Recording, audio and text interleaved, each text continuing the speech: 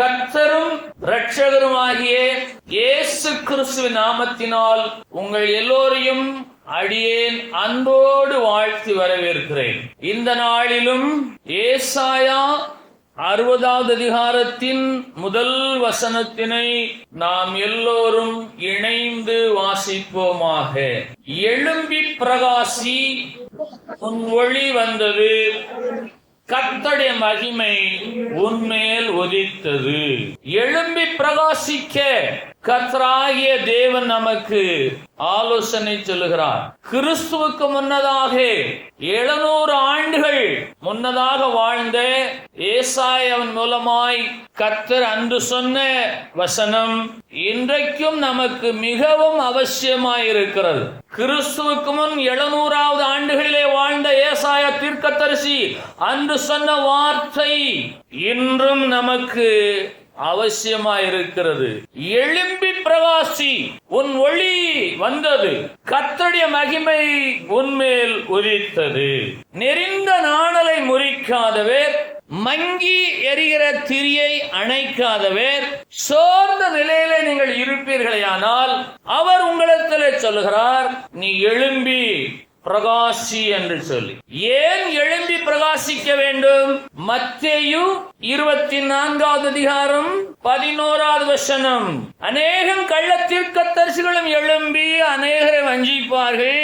ஆனபடியினாலே நீ எழும்பி பிரகாசி, உன் ஒளி உன்மேல் உண்டாகும், கர்த்தருடைய மகிமை உன்மேல் பிரகாசிக்கும் என்று ஏசாயா சொல்லுகிறார். ஆகவே நீங்களோ எழும்பி பிரகாசித்தால் தேவனுடைய மகிமையை நீங்கள் காண்பீர்கள்.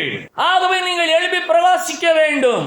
ஏசாயா 60வது அதிகாரத்தின் 2வது வசனம். இதோ இருள் பூமியையும் காரிருள் ஜனங்களையும் ஓடும், ஆனாலும் உன்மேல் கர்த்தர் உதிப்பார், அவருடைய மகிமை உன்மேல் காணப்படும். ஆனபடியினாலே எழும்பி பிரகாசி. அநேக கள்ளத்தீர்க்கதரிசிகள் எழும்பி இருக்கிறார்கள். அநேக கள்ளத்தீர்க்கதரிசிகள் எழும்பி இருக்கிறார்கள். மறுக்க முடியாது. ஆனபடியினாலே நீங்கள் என்ன செய்ய வேணும்? எழும்பி பிரகாசியுங்கள். தேவாதி தேவனுடைய மகிமை உங்கள் மேல் காணப்படும். இந்த பூமியில இருள் மூடும், காரிருள் ஜனங்களை மூடும். நீங்கள் எழும்பி பிரகாசித்தால் கர்த்தர் தம்முடைய மகிமையை உங்கள் மேல் வீச பண்ணுவார், உதிக்க பண்ணுவார், காணப்படுவார். யாத்ராகமம் 35வது அதிகாரம் 21வது வசனம். பழைய ஏற்பாட்டிலே 117வது பக்கம். பின்பு எவர்களை அவர்கள் இருதயம் எழுப்பி எவர்களை அவர்கள் ஆவி உற்சாகப்படுத்தினதோ அவர்கள் எல்லாரும் ஆசரிப்பு கூடாரத்தின் வேலைக்கும் அதன் சகல ஊழியத்துக்கும் பரிசுத்த வஸ்திரங்களுக்கும் ஏற்றவர்களை கர்த்தருக்கு காணிக்கையாக கொண்டு வந்தார்கள். எவர்களை அவருடைய இருதயம் எழுப்பினது? எவர்களை அவர்கள் ஆவி உற்சாகப்படுத்தினது? யாத்ராகமம் 35வது அதிகாரத்தின் 21வது வசனம். எவர்களை அவர்கள் ஆவி எழுப்புகிறது, எவர்களை அவர்கள் ஆவி உற்சாகப்படுத்துகிறது, எவர்கள் எழும்பி பிரகாசிக்கிறார்கள், எவர்கள் மேலே தேவனாகிய கர்த்தருடைய மகிமை உதிக்கிறது. 35வது யாத்ராகமம் 35வது அதிகாரத்தில் 21வது வசனம் சிந்தனைக்குரிய ஒரு வாக்கியம். எவர்களை அவர்கள் இருதயம் எழுப்புகிறதோ அவர்கள் எழும்பி பிரகாசிப்பார்கள், அவர்கள் மேலே தேவனுடைய மகிமை உதிக்கும். நம்முடைய இருதயம் இன்னைக்கு எழும்பி பிரகாசிப்பதாக. உங்களுடைய இருதயம் உங்களை எழுப்பி உங்களை பிரகாசிப்பிக்க பண்ணுவதாக. தேவனுடைய மகிமை உங்கள் மேல் உதிப்பதாக. ரோமர் 8வது அதிகாரம் 30வது வசனம். புதிய ஏற்பாட்டிலே 216வது பக்கம். எவர்களை முன்குறித்தாரோ அவர்களை அழைத்தும் இருக்கிறார், எவர்களை அழைத்தாரோ அவர்களை நீதிமான்களாயும் ஆக்கி இருக்கிறார், எவர்களை நீதிமான்களாக்கினாரோ அவர்களை மகிமைப்படுத்தியும் இருக்கிறார். கர்த்தர் உங்களை அழைத்தார், அவரை பற்றி விசுவாசத்தை கொடுத்து உங்களை நீதிமான்களாக்கினார். அவர் உங்களை இந்த நாள் வரை மகிமைப்படுத்திக் கொண்டுதான் இருக்கிறார். ஒருவேளை சோர்ந்த நிலையிலே நீங்கள் இருந்தால், பலவீனராய் இருந்தால், இந்த நாளிலே மீண்டுமாக நீங்கள் எழும்பி பிரகாசிக்க வேண்டும். அப்படி எழும்பி பிரகாசிக்காத பட்சத்திலே தான் எழும்பி இருக்கிற கள்ளத்தீர்க்கதரிசிகளை நாடி நீங்கள் ஓடுகிறீர்கள். ஏனென்று கேட்டால் அநேகம் கள்ளத்தீர்க்கதரிசிகள் எழும்பி அநேகரை வஞ்சிப்பார்கள். நீங்களும் வஞ்சிக்கப்பட்டு போகாதபடிக்கு நீங்கள் எழும்பி பிரகாசியுங்கள் என்று ஏசாயாவின் மூலமாய் கர்த்தர் சொல்லுகிறார். நம்மளை முன்குறித்தவர், நம்மளை அழைத்தவர், நம்மளை நீதிமான்களாக்கினவர், நம்மை மகிமைப்படுத்த சித்தமுள்ளவராயிருக்கிறார். நீங்கள் எழும்பி பிரகாசித்தால் தேவனாகிய கர்த்தருடைய மகிமை உங்கள் மேல் உதிக்கும். ஏன்? ஏசாயா 60:2 இதோ இருள் பூமியையும் காரிருள் ஜனங்களையும் மூடும். இன்றைக்கு அநேக கிறிஸ்தவர்களை தேவ மகிமை மூடாமல் இருள் மூடி இருக்கிறது. ஏசாயா 60:2 காரிருள் ஜனங்களை மூடும். எழும்பி பிரகாசிக்க வேண்டியவர்கள், தேவனுடைய மகிமையை சுதந்திரிக்க வேண்டியவர்கள், சுவிசேஷ பணிக்கென்று தேவாலய பணிகளுக்கென்று தங்களுடைய பொருளையும் நேரத்தையும் பலனையும் செலவழிக்க வேண்டியவர்கள் தங்களுடைய சுய பிரசாபத்திற்காக தங்களுடைய பொருளையும் தங்களுடைய பலனையும் தங்களுடைய நேரத்தையும் செலவு செய்து கொண்டிருக்கிறார்கள். தொலைக்காட்சிகளிலே நீங்கள் பார்க்கிறீர்கள், கைபேசிகளில் நீங்கள் பார்க்கிறீர்கள். கர்த்தருடைய பணியை ஆற்ற வேண்டியவர்கள், கர்த்தருடைய வேலையை செய்ய வேண்டியவர்கள் ஆணும் பெண்ணுமாக இவர்கள் கேளிக்கையான காரியங்களை செய்து கொண்டிருக்கிறார்கள். எழும்பி பிரகாசிக்க வேண்டியவர்கள், தேவனுடைய மகிமையை சுதந்திரிக்க வேண்டியவர்கள், இவர்களின் மேலே காரிருள் மூடி இருக்கிறது. ஏன்? தேவனாகிய கர்த்தருடைய நாமத்தை துதித்து அவருடைய நாமத்தை பிரசாபப்படுத்த வேண்டியவர்கள் தங்களுடைய பிரசாபத்திற்காக இன்றைக்கு பொருளையும் நேரத்தையும் பலத்தையும் செலவு செய்து கொண்டிருக்கிறார்கள். இன்றைய உலகத்தில் இருக்கக்கூடிய கிறிஸ்தவ ஜனங்களை ஒரு காரிருள் மூடி இருக்கிறது. ஏன்? வேதம் சொல்லுகிறது, எவர்களை அவர்கள் இருதயம் எழுப்பினதோ, எவர்களை அவருடைய ஆவி உற்சாகப்படுத்தினதோ அவர்கள் எல்லாரும் கர்த்தருக்கு காணிக்கைகளை கொண்டு வந்தார்கள்.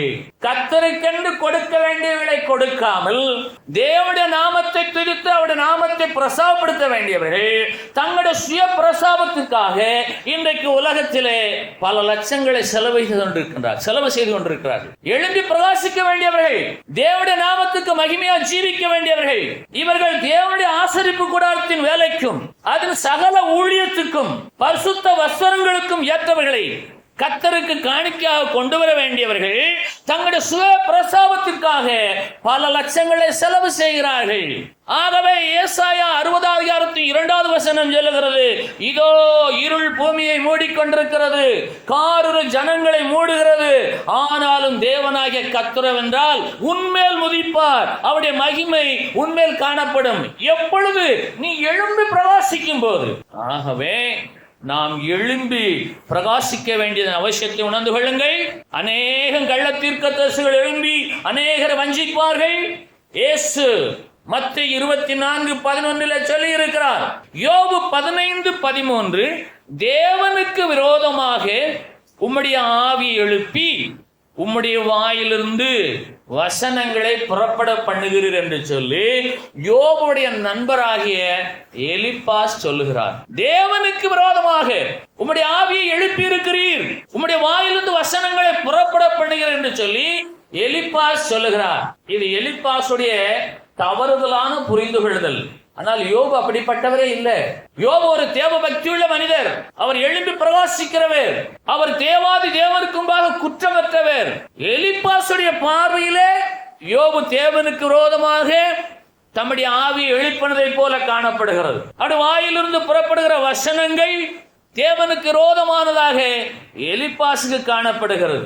ஆகவே நம்முடைய இருதயம், நம்முடைய ஆவி இந்த நாளிலே எழும்பி பிரகாசிப்பதாக. 1 நாளாகமம் 28வது அதிகாரம் 9வது வசனம், பழைய ஏற்பாட்டிலே 540வது பக்கம். என் குமாரனாகிய சாலமோனே, நீ உன் பிதாவின் தேவனை அறிந்து அவரை உத்தம இருதயத்தோடும் உற்சாக மனதோடும் சேவி. கர்த்தர் எல்லா இருதயங்களையும் ஆராய்ந்து நினைவுகளின் தோற்றங்களை எல்லாம் அறிகிறார். நீ அவரை தேடினால் உனக்கு தென்படுவார். நீ அவரை விட்டுவிட்டால் அவர் உன்னை என்றைக்கும் கைவிடுவார். ஆனபடியினாலே எழும்பி பிரகாசி. உன் ஒளி வந்தது, கர்த்தருடைய மகிமை உன்மேல் உதித்தது. இதோ இருள் பூமியையும் காரில் ஜனங்களையும் மூடிக்கொண்டிருக்கிறது. ஆனாலும் நீ எழும்பி பிரகாசித்தால் உன்மேல் கர்த்தர் உதிப்பார். அவருடைய மகிமை உன்மேல் காணப்படும். ஆகவே என் குமாரனாகிய சாலமோனே என்ற இடத்திலே உங்களுடைய பெயரை நீங்கள் பொருத்திக் கொள்ளுங்கள். உங்கள் பிதாக்களின் தேவனை நீங்கள் எவ்வளவா அறிந்திருக்கிறீர்கள், அவரை எவ்வளவு உத்தம இருதயத்தோடு உற்சாக மனதோடு சேவிக்கிறீர்கள். எவர்கள் ஆவி அவர்களை உற்சாகப்படுத்தினதோ, எவருடைய இருதயம் அவர்களை எழுப்பினதோ அவர்கள் கர்த்தருக்கேற்ற காணிக்கைகளை கொண்டு வந்தார்கள் என்று யாத்திராகமம் 35:21 சொல்லுகிறது.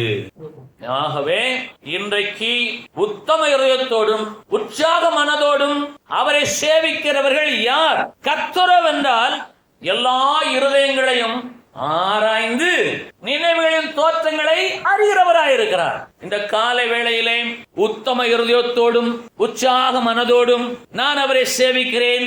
என் ஆவி என்னை உற்சாகப்படுத்தினது, என் இருதயம் என்னை எழுப்பினது என்று சொல்லுகிற தேவ பிள்ளைகளின் மேலே தேவனாகிய கர்த்தருடைய மகிமை உதிக்கிறதாயிருக்கிறது. யாருக்குமே ஒரு அல்லல்ல சொல்ல வாய். நீங்கள் இந்த கால வேளையிலே உங்களுடைய இருதயம் உங்களை எழுப்பினதை நீங்கள் உணர்கிறீர்களா? இந்த கால வேளையிலே உங்களுடைய ஆவி உங்களை உற்சாகப்படுத்தினதா? நீங்கள் உத்தம இருதயத்தோடும் உற்சாகத்தோடும் அவரை சேவிக்க பிரயாணப்பட்டீர்களா? ஏனென்று கேட்டால் கர்த்தர் உங்கள் எல்லோருடைய இருதயங்களையும் ஆராய்ந்து அந்த இருதயத்தின் நினைவுகளின் தோற்றங்களை எல்லாம் அறிந்திருக்கிறவராயிருக்கிறார். அல்லேலூயா. அப்படிப்பட்ட ஒரு அனுபவத்தில் நீங்கள் இருக்கும் பொழுது காரிருள் உங்களை விட்டு அகலும், தேவனுடைய மகிமை உங்களிடம் உதிக்கும். இதற்கு சாத்தியம் என, எப்படி சாத்தியம் என்று நீங்கள் கேட்டால் உங்கள் வாழ்க்கையிலே நீங்கள் அந்த அனுபவத்தை உணர முடியும். இதை ஒருவரால் விளங்கிக் கொள்ள முடியாது. ஆகவே நீ அவரை தேடினால் உனக்கு தென்படுவார். நீ அவரை விட்டுவிட்டால் அவர் உன்னை என்றென்றைக்கும் கைவிடுவார்.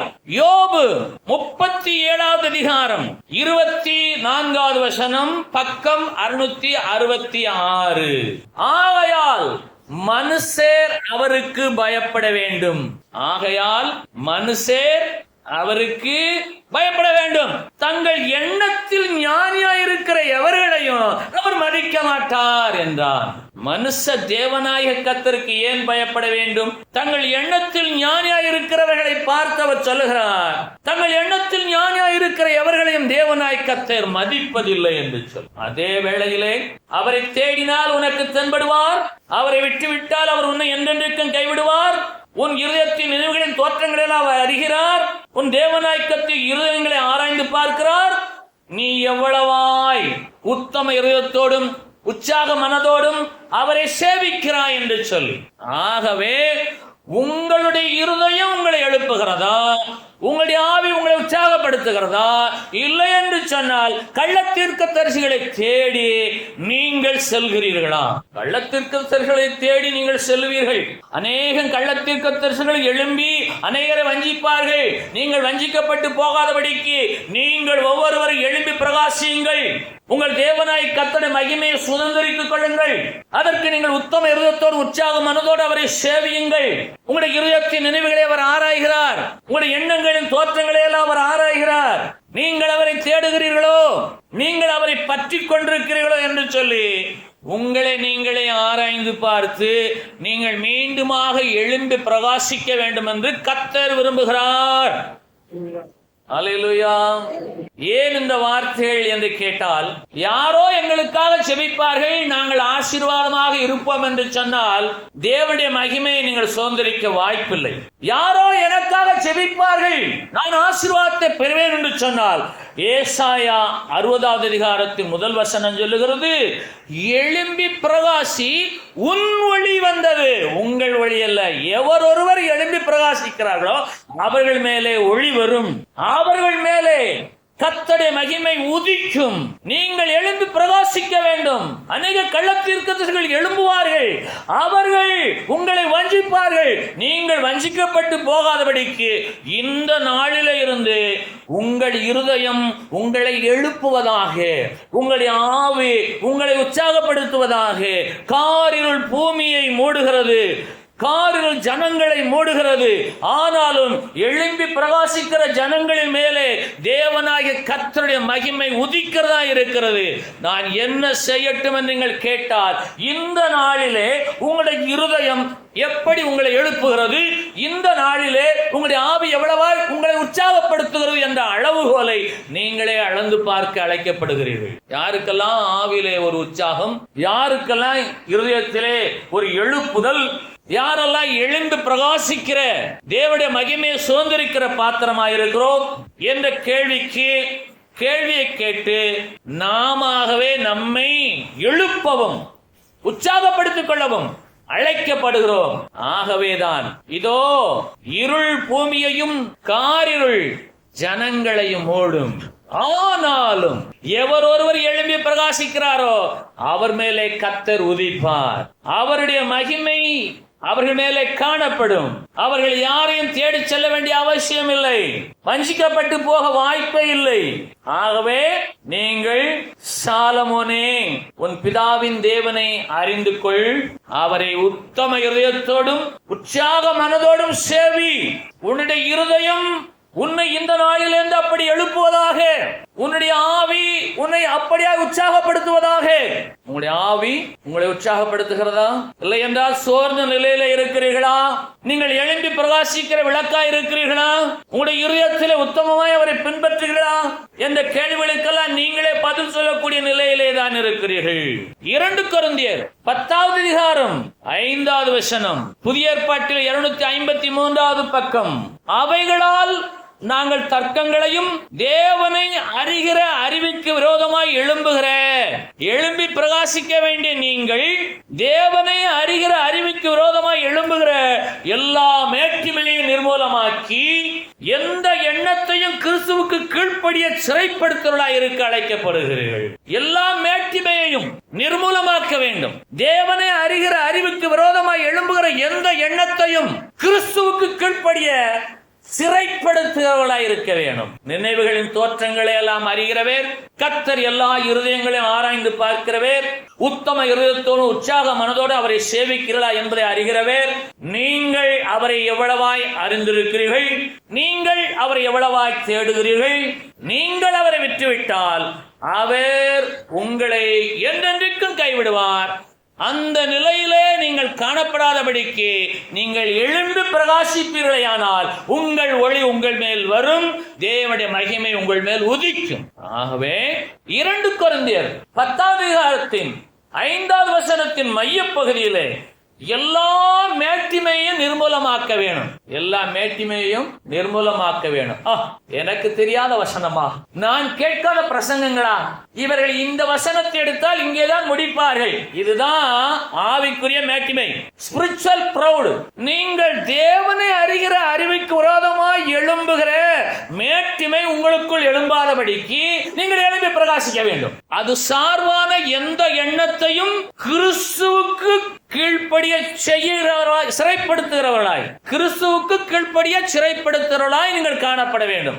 ஏனென்று கேட்டால் உங்கள் எண்ணங்கள், உங்களுடைய நினைவுகளின் தோற்றங்கள் எல்லாவற்றையும் தேவனாய் கர்த்தர் ஆராய்ந்து அறிந்து உங்களை பிரகாசிக்க பண்ணுகிற தேவனாய் இருக்கிறார், உங்களை மகிமைப்படுத்துகிறவராய் இருக்கிறார். ஆகவே இந்த நாளிலே இதுவரையிலும் கடந்து வந்த வசனங்களின் சாரத்தை சொல்லுகிறேன்.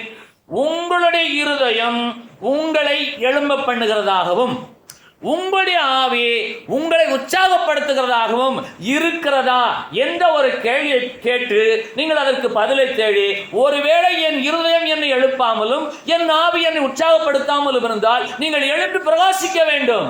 ஏன்? காரிருள் ஜனங்களை மூடுகிற காலம், இருள் இந்த பூமியை மூடுகிற காலம். நீங்கள் யாரை தேடி சென்று நீங்கள் எழும்பி பிரகாசிக்க முடியாது. நீங்கள் எழும்பி பிரகாசிக்க உங்களுடைய இருதயம் உங்களை எழுப்பவும் உங்களுடைய ஆவி உங்களை உற்சாகப்படுத்த ஆயத்தப்படுத்தவும், நீங்கள் ஆயத்தப்படும்படிக்கு நீங்கள் தேவனை அறிகிற அறிவுக்கு விரோதமாய் எழும்புகிற மேட்டிமையை நிர்மூலமாக்கவே. தாழ்வுள்ளவர்களுக்கு தேவனாய் கர்த்தர் கிருபை அளிக்கிறார்.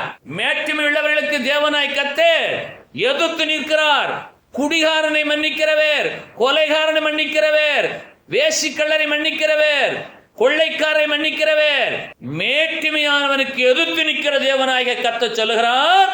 தேவனை அறிகிற அறிவுக்கு விரோதமாய் எழும்புகிற மேட்டிமையான எண்ணங்களை நான் நிர்மூலமாக்குவேன். என்ன மேட்டிமையான எண்ணம்? நான் 40 ஆண்டுகளாக கர்த்தரை சேவிக்கிறேன். நான் 40 ஆண்டுகளாக தேவனுக்கு விரோதமான காரியங்களை செய்ததே கிடையாது. என்னை போல ஒரு பரிசுத்தவான் உண்டோ? இந்த எண்ணிக்கைகளிலே மேட்டிமை. நான் தினமும் 3 மணி நேரம் ஜெபிக்கிறேன். இயேசு கிறிஸ்து முழுவதும் ஜெபித்தார். உங்களுடைய ஆவியிலே, உங்களுடைய நினைவிலே, உங்களுடைய சிந்தனையிலே, உங்களுடைய இருதயம் உங்களை எந்த நிலையிலே வைத்திருக்கிறது? ஆகவே எவர்களை அவருடைய இருதயம் எழுப்புகிறது, எவர்களை அவர்கள் ஆவி உற்சாகப்படுத்துகிறது? உங்களை உங்கள் இருதயம் எழுப்புகிறதா? உங்களை உங்கள் ஆவி உற்சாகப்படுத்துகிறதா? உங்களை அழைத்தவர், உங்களை முன்குறித்தவர், அவர் உங்களை நீதிமான்களாக்கி இருக்கிறார். அவர் உங்களை மகிமைப்படுத்தியும் இருக்கிறார். நீங்களோ வென்றால் எழும்பி பிரகாசிக்க வேண்டி நீங்கள் தீர்க்கதரிசிகளை நாடி, யாராகிலும் எனக்கு தீர்க்கதரிசனம் சொல்லட்டும், யாரால் என் சொப்பனத்திற்கு விளக்கம் சொல்லட்டும், யாராகிலும் எனக்கு ஆசீர்வாதத்தை கூறட்டும் என்று சொல்லி ஒரு நிலையில் இருந்தால், நீங்களோ வென்றால் இந்த நாளிலே இருந்து அப்படிப்பட்ட அனுபவங்களை விட்டுவிடுங்கள். ஏனென்றால் காரிருள் ஜனங்களை மூடி இருக்கிறது, இருள் பூமியை மூடி இருக்கிறது. ஆனாலும் தேவனாகிய கர்த்தர் உங்கள் மேல் உதிக்கத்தக்கதாக, தம்முடைய மகிமை உங்கள் மேல் விளங்க பண்ணத்தக்கதாக நீங்கள் தனிப்பட்ட முறையிலே எழும்பி பிரகாசிக்கிற விளக்காய் மாறும்படிக்கு கர்த்தர் விரும்புகிறார். ஆனபடியினால் வேதம் சொல்லுகிறது, தேவனை அறிகிற அறிவுக்கு விரோதமாய் எழும்புகிற எல்லா மேட்டிமையை நிர்மூலமாக்குங்கள். அல்லேலூயா. நீங்கள் எவ்வளவுக்கு அவ்வளவாய் எழுப்பி பிரகாசிக்கிறீர்களோ அவ்வளவுக்கு அவ்வளவாய் தேவனாகிய கர்த்தர் உங்களையே ஒரு தீர்க்கதரிசியாக உயர்த்துவார். ஏன்? கள்ள தீர்க்கதரிசிகள் எழும்பி பிரகாசிக்கிற உங்களை வஞ்சிப்பார்கள். கள்ள தீர்க்கதரிசிகள் நீங்கள் எழும்பி பிரகாசிக்க விரும்புகிற உங்களை வஞ்சிப்பார்கள். அந்த நிலை தேவையில்லை. என் குமாரனாகிய சாலமோனே, நீ உன் பிதாவின் தேவனை எவ்வளவாய் அறிந்திருக்கிறாயோ அவ்வளவுக்கு அவ்வளவாய் அவர் உன்னை காப்பார். ஏன்? மேட்டிமையான எண்ணங்கள், மேட்டிமையான நினைவுகள் அவரை அறிகிற அறிவுக்கு விரோதமாய் எழும்புகிறது. ஆகவே நீங்கள் கிறிஸ்து இயேசுவுக்குள் உங்கள் எண்ணங்களை, நினைவுகளை, சிந்தனைகளை சிறைப்படுத்த வேண்டும் என்று சொல்லி 2 கொரிந்தியர் 10:5 சொல்லுகிறது. அல்லேலூயா. ஆகவே சங்கீதம் 51:12 பக்கம் 701, உமது ரட்சணத்தின் சந்தோஷத்தை திரும்பவும் எனக்கு தந்து உற்சாகமான ஆவி என்னை தாங்கும்படி செய்யும். ரட்சிக்கப்பட்ட நாளிலே நான் தவறாமல் சபை கூடுவேன், என் கர்த்தரை தேவபக்தியோடு பணிந்து கொள்வேன், சேவிப்பேன் என்ற ஆவி இருந்தது. இன்றைக்கோ அந்த நிலை குறைந்து காணப்படுகிறது. ஆகவே உமது ரட்சிப்பின் சந்தோஷத்தை எனக்கு திரும்ப தந்து உற்சாகமான ஆவி என்னை தாங்கும்படி செய்வீராக. எத்தனை பேருக்கு விருப்பம்? கவனிக்க வேண்டியது, எவர்கள் இருதயம் அவர்களை எழுப்புகிறது, எவர்கள் ஆவி அவர்களை உற்சாகப்படுத்துகிறது, எவருடைய இருதயம் எழுந்து பிரகாசிக்கிறது, எவருடைய ஆவி அனலுள்ளதாய் காணப்படுகிறது, உற்சாகமாய் இருக்கிறது. அப்படி இல்லை என்று சொன்னால் இந்த நாளில் நீங்கள் ஜெபியுங்கள். நான் ரட்சிக்கப்பட்ட காலத்திலே பெற்றுக்கொண்ட சந்தோஷத்தை திரும்பவும் எனக்கு தந்து உற்சாகமான ஆவி என்னை தாங்கும்படி செய்யும் இயேசுவே என்று நீங்கள் கேட்டு எழும்பி பிரகாசிக்க தேவனாகிய கர்த்தர் ஒரு கால அவகாசத்தை உங்களுக்கு கொடுத்திருக்கிறார் என்பதை உணர்ந்தவர்களாய் நீங்கள் எழும்பி பிரகாசிக்க ஆயத்தப்படுங்கள். அல்லேலூயா. ஆகவே கர்த்தருடைய பிள்ளைகளாகிய நமக்கு ரட்சிப்பின் சந்தோஷம் மீண்டும் திரும்ப கிடைக்கிறதா இருக்கிறது. உற்சாகமான ஆவி மீண்டும் உங்களை தாங்கும்படியா இருக்கிறது. ஆகவே கர்த்தருடைய பிள்ளைகளாகிய நாம் நம்முடைய இருதயம், நம்முடைய ஆவி எந்த நிலையில இருக்கிறது என்பதை சோதித்து அறிந்து மனம் திரும்ப அழைக்கப்படுகிறோம். நம்முடைய இருதயம், நம்முடைய ஆவி.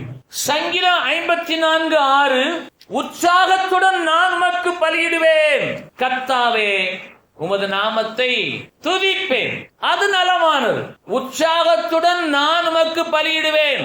கர்த்தாவே, உமது நாமத்தை நான் துதிப்பேன். நாங்கள் அல்ல, யாரோ அல்ல, எவருடைய இருதயம் அவர்களை எழுப்புகிறதோ, எவருடைய ஆவி அவர்களை உற்சாகப்படுத்துகிறதோ அவர்கள் சொல்ல வேண்டும், நான் உற்சாகத்துடன் உமக்கு பலியிடுவேன். அல்லேலூயா.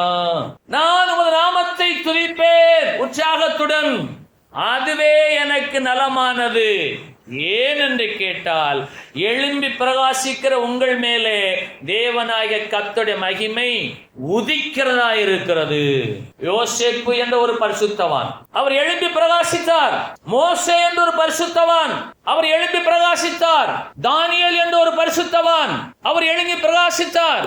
இவர்களுக்கு விரோதமான உருவாக்கப்பட்ட எல்லா அழிவின் ஆயுதங்களையும் தேவனாகிய கர்த்தர் நிர்மூலமாக்கினார். யோசேப்புக்கு தீர்க்க தரிசனம் சொன்னவர் யார்? தானியேலுக்கு தீர்க்க தரிசனம் சொன்னவர் யார்? மோசேக்கு தீர்க்க தரிசனம் சொன்னவர் யார்? அவர்கள் எப்போதும் எழும்பி பிரகாசிக்கிற விளக்காய் இருந்தார்கள். தேவனுடைய மகிமையை அவர் சுதந்திரித்தார்கள். இன்றைக்கு நீங்களும் என்றால் எழும்பி பிரகாசிக்க மனமில்லாமல், யாராயிரம் ஒருவர் எனக்கு தீர்க்க தரிசனம் சொல்லட்டும், யாராவது என்னை ஆசீர்வதிக்கட்டும், நான் ஆசீர்வாதத்தை சுதந்திரித்துக் கொள்வேன் என்று நினைத்தால், தாவீது குமாரனாகிய சாலமோனுக்கு வேதம் சொல்லுகிறது, நீ உன் பிதாவின் தேவனை அறிந்து கொள்வாயாக, அவரை உத்தம இருதயத்தோடு உற்சாக மனதோடு சேவிப்பாயாக. கர்த்தர் எல்லா இருதயங்களையும் ஆராய்ந்து நினைவுகளின் தோற்றங்களை எல்லாம் அறிகிறார். இந்த நாளிலே உங்களுடைய இருதயத்தை அவர் ஆராய்கிறார். உங்களுடைய நினைவுகளின் தோற்றங்களை அவர் ஆராய்ந்து பார்க்கிறார். நீங்கள் அவரை தேடினால் அவர் உங்களுக்கு தென்படுவார். நீங்கள் அவரை விட்டு விட்டால் அவர் உங்களை விட்டு விடுவார். ஒருவர் உங்களை மீட்கவே முடியாது. யோசேப்பு தனக்கு வந்த எல்லா நெருக்கங்களிலும் எழும்பி பிரகாசிக்கிற விளக்காய் இருந்து தேவனாகிய கர்த்தரை அறிகிற அறிவிலே நாளுக்கு நாள் வளர்ந்தபடியினாலே யோசேப்பை கொண்டு ஒரு பெரிய கூட்ட ஜனங்களை தேவனாகிய கர்த்தர் ஆசீர்வதித்தார். ஒரு தேசத்தை உயர்த்தினார். இன்றைக்கு உங்கள் குடும்பத்திற்கு நீங்கள் ஒரு விளக்காக மாற வேண்டும். உங்கள் குடும்பத்திற்கு நீங்கள் ஒளியாக மாற வேண்டும். உங்கள் குடும்பத்தை தேவனாகிய கர்த்தருடைய மகிமை நிரப்ப வேண்டும். தேவனை அறிகிற அறிவுக்கு விரோதமாக எழும்புகிற எல்லா மேட்டிமையான எண்ணங்களையும் நீங்கள் நிர்மூலமாக்க வேண்டும். நான் இன்னும் வளர வேண்டும், நான் இன்னும் ஜெபிக்க வேண்டும், நான் இன்னும் எழுந்து பிரகாசிக்க வேண்டும், நான் இன்னும் உற்சாகமாய் அவருக்கு பலிகளை செலுத்த வேண்டும். கண் விழித்தது முதல் நித்திரைக்கு செல்லுவரையிலும் கர்த்தராகிய இயேசுவை ஸ்தோத்திரித்துக் கொண்டே இருக்கக்கூடிய தேவ பிள்ளைகள் உண்டோ? 40 ஆண்டுகளுக்கு முன்பாக இந்த மாதிரியான தொலைக்காட்சி ஊழியங்கள் இல்லவே இல்லை. ஜனங்கள் சரியாக சபை கூடினார்கள். இன்றைக்கு தேவாலயத்தில் பிரசங்கித்துக் கொண்டிருக்கிற பிரசங்களுடைய வார்த்தைகளை தொலைக்காட்சி பெட்டியில் கேட்டுக்கொண்டு வீடுகளில் அமர்ந்திருக்கிறார்கள். இதுதான் காரிருள் ஜனங்களை மூடிக்கொண்டிருக்கிற ஒரு நிலைமை. ஏன்? ஆபிரகாமுக்கு தேவன் சொன்னார், நான் காண்பிக்கும் மோரியா தேசத்து மலைக்கு போ, பிரயாண நாட்கள் 3 நாட்கள், குறிக்கப்பட்ட அந்த இடத்திலே உன் குமாரனாகிய ஈசாக்கை நீ பலியிடு என்று சொன்னால், நாம் நம்முடைய பலிகளை செலுத்துவதற்கு தேவனாகிய கர்த்தராலே குறிக்கப்பட்ட ஒரு ஸ்தலம், தேவாலயம் இருக்கிறது. அங்கே கடந்து வந்து நாம் நம்முடைய பலிகளை உற்சாக மனதுடன் அவருக்கு செலுத்த வேண்டும். கரங்கள் எழுத்தலாமா? ஆகவேதான் எழும்பி பிரகாசியுங்கள். கள்ளத்தீர்க்கதரிசி எழும்பி இருக்கிறார்கள். அநேகம் கள்ளத்தீர்க்கதரிசி எழும்பி அநேகரை வஞ்சிப்பார்கள். நீங்கள் வஞ்சிக்கப்பட்டு போகாதபடிக்கு நீங்கள் எப்போது எழும்பி பிரகாசியுங்கள். நீங்கள் உத்தம இருதயத்தோடும் உற்சாக மனதோடும் அவரை சேவியுங்கள். எப்பொழுதும் தான். கால வரையறை கொடுக்கப்படவில்லை. என் குமாரனாகிய சாலமோனே, உன் பிதாவாகிய தேவனை அறிந்து அவரை உத்தம இருதயத்தோடும் உற்சாக மனதோடும் நீ அவரை சேவிக்கத்தக்கதாக உங்களுடைய ஆவி உங்களை உற்சாகப்படுத்துகிறதோ, உங்களுடைய இருதயம் உங்களை எழுப்புகிறதோ, இல்லை என்று சொன்னால் மேட்டிமையான எண்ணம் உள்ளவர்களா, தேவனாகிய கர்த்தரை அறிகிற அறிவுக்கு விரோதமாக எழும்புகிற மேட்டிமையான எண்ணங்களை நீங்கள் நிர்மூலமாக்க வேண்டும். எல்லாவற்றையும் நான் அறிந்திருக்கிறேன், எல்லாவற்றையும் நான் தேர்ந்தவனான நீங்கள் எண்ணாதபடிக்கு நீங்கள் தேவனாகிய கர்த்தருக்கு முன்பாக உத்தம இருதயத்தோடும் உற்சாக மனதோடும் அவரை சேவிப்பீர்களா? காலையிலே தேவாலயத்துக்குள்ளே பிரவேசித்த உடனே உத்தம இருதயத்தோடும் உற்சாக மனதோடும் அவரை சேவிக்கிறவர்கள் யார்? மீண்டுமாக சொல்ல வேண்டும். எல்லோரும் வாயை திறந்து சோத்தரியுங்கள், சத்தத்தை உயர்த்து சோத்தரியுங்கள், ஒரு மனமாய் சோத்தரியுங்கள் என்று சொன்னாலும் அந்த வார்த்தைகளுக்கு கீழ்ப்படியாத நீங்கள் எழும்பி பிரகாசிக்கிற தேவ ஜனம் அல்ல. அறிந்து கொள்ளுங்கள். உங்களுடைய இருதயம் உங்களை எழுப்பவும், உங்களுடைய ஆவி உங்களை உற்சாகப்படுத்தவும் உங்களுக்கு முன்பாக யாத்ராகமம் 35வது அதிகாரத்தின் 21வது வசனம் இன்றைக்கு வைக்கப்படுகிறது. எவர்களுடைய இருதயம் அவர்களை எழுப்புகிறது, எவர்களை அவர்கள் இருதயம் எழுப்பி எவர்களை அவர்களால் உற்சாகப்படுத்தினதோ, எவர்களை அவர்கள் இருதயம் எழுப்பி எவர்களை அவர்களால் உற்சாகப்படுத்தினதோ அவர்கள் தேவனாய் கர்த்தருக்கு காணிக்கைகளை கொண்டு வந்தார்கள். உற்சாகமாய் கொடுக்கிற இடத்தில் தேவனாய கர்த்தர் பிரியமாயிருக்கிறார். இந்த கொடுப்பது என்று சொன்னால் பணத்தை மாத்திரம் பேசுகிறார்கள், பொன்னையும் பொருளையும் பேசுகிறார்கள். கொடுப்பது என்று சொன்னால் உங்களுடைய சோத்திர பலிகள், உங்களுடைய ஜெபங்கள், உங்களுடைய உபவாசங்கள், உங்களுடைய வேத வாசிப்பு எல்லாவற்றையும் கர்த்தருக்கென்று உத்தம இருதயத்தோடும் உற்சாக ஆவியோடு நீங்கள் கொடுக்கிறீர்களோ இல்லையோ என்பதை ஆராய்ந்து அறிந்து நீங்கள் எழுந்து பிரகாசிக்க ஆயத்தப்படும்படிக்கு கடந்து வந்த வசனங்கள் எல்லாம் உங்களுக்கு அறிவை போதிக்கிறது. எழுந்து பிரகாசிக்கிறவர் யார்? தேவனுடைய மகிமை சுதந்திரிக்க போகிறவர் யார்? கர்த்தருடைய மகிமை உங்கள் மேல் தங்கும்படிக்கு, நீங்கள் ஆசீர்வாதத்தை சுதந்திரித்துக் கொள்ளும்படிக்கு சங்கீதம் 54:6வது வசனத்தை நீங்கள் இன்றைக்கு உங்களுக்கு சொந்தமாக்கிக் கொள்ளுங்கள்.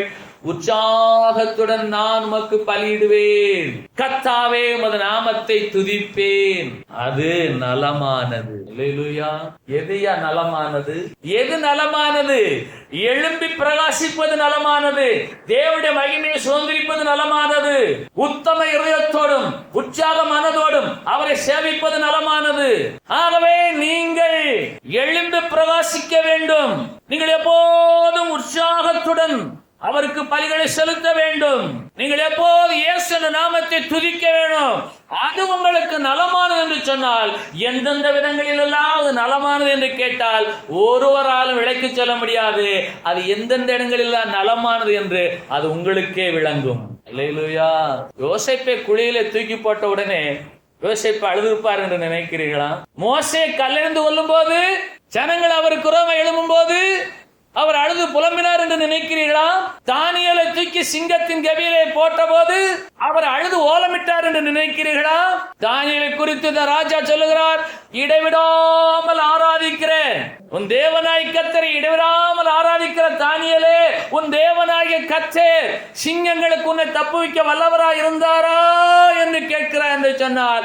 தானியேலுடைய வாழ்க்கை அனுபவத்தை ராஜா அறிந்திருந்தார். இன்றைக்கு உங்களுடைய என்னுடைய வாழ்க்கை அனுபவத்தை நம்முடைய ராஜாதி ராஜாவாகிய கிறிஸ்து அறிகிறவராய் இருக்கிறார். கள்ள தீர்க்கதரிசிகள் எழும்பி அநேகரை வஞ்சித்துக் கொண்டிருக்கிறார்கள். தங்கள் மனதில் தோன்றினவைகளை எல்லாம் தீர்க்கதரிசனங்களாக சொல்லுகிறார்கள். தங்கள் மனதில் தோன்றினவர்களை பாடல்களாக எழுதி கொண்டிருக்கிறார்கள். அநேக சினிமாக்காரிகளைப் போல நடனமாடிக் கொண்டிருக்கிறார்கள்.